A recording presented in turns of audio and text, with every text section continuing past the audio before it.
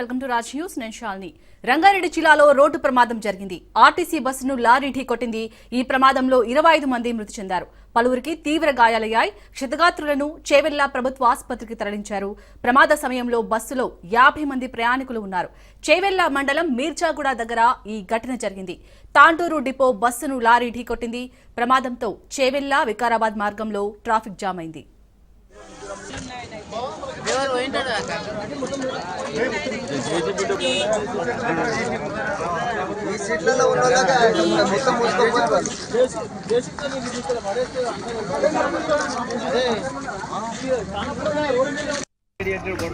ఇద్దరు వ్యవహారం టర్నింగ్ అసలు ఎంత స్పీడ్